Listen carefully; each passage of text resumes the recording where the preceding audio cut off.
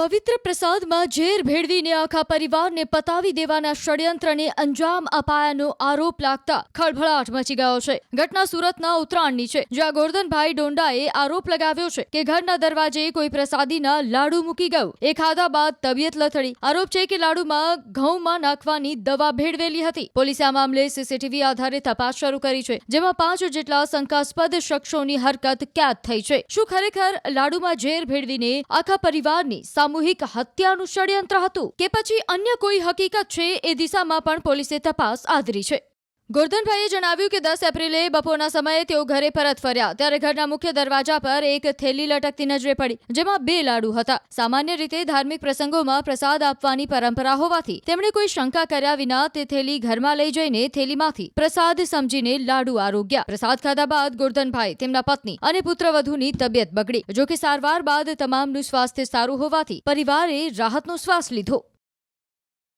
આ ઘટના બહુ ખરાબ ઘટના બની છે અને આ જે કર્યું છે એ કોઈની સાથે ન થવું જોઈએ। અને આ જે મૂકી ગયા છે અમારા પટેલ જ છે અને કોઈ દિવસ અમારે કોઈને એને વાંધો નથી, તોય આવું કરી ગયા અમારી સાથે। અમને મારી જ નાખવાની હાવ કોશિશ કરી છે એણે। શું ઘટના શું બની હતી સર? ઘટના ત્યાર પહેલાં કોઈ જ નથી બની હતી, બસ એ લાડુ મૂકી ગયા અને એમે ખાધો। એટલે કેવી રીતે, મતલબ તમે નીચેથી આવ્યા અને શું જોયું તમે? એમ 3 વાગે 3:30 વાગે હું નીચેથી ઉપર આવ્યો એટલે લાડુ પડ્યા હતા।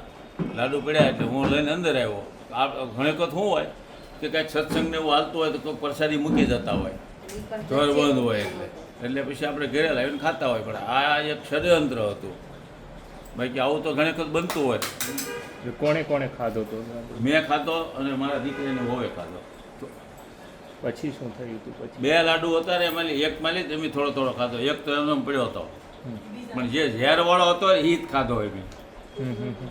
પછી આપને શું થયું હતું? કેવી રીતે હોસ્પિટલ પહોંચાડવા? હવે એ તો એ જો કહું છું, આ ભાઈ હમણાં આવ્યા ને, મેં કીધું મને કઈ રીતે તમે દવાખાને લઈ ગયા, મને શું છું છે હું નહીં કાંઈ ખબર નથી રહી। નીચે બેઠા હતા એમાંની મને એમને બોલવામાં ફરક પડી ગયો અને આમ લથડિયા ખાવા મળ્યો કે બીજા 2-3 ભાઈઓ ભેગા થઈ ગયા કે આ ભાઈ કે અર્જુનભાઈને બોલાવ્યા કે તમે તાત્કાલિક આવો, ગોરધનભાઈને હોસ્પિટલ લઈ જવા પડશે। મારા છોકરાઓ ફેક્ટરી હતા એને તાત્કાલિક બોલાવ્યા અને મને સીધો આપણે વિનસમાં લઈ ગયા। તો વિનસમાં આઈસીયુમાં જગ્યા નહોતી એટલે પછી ત્યાંથી અમે તરત કિરણ હોસ્પિટલમાં ગયા અને કાલે 4 વાગ્યા મને ખબર પડી કે હું હોસ્પિટલમાં છું એમ। ક્યાં મને ખબર નહોતી હું હોસ્પિટલમાં છું એમ।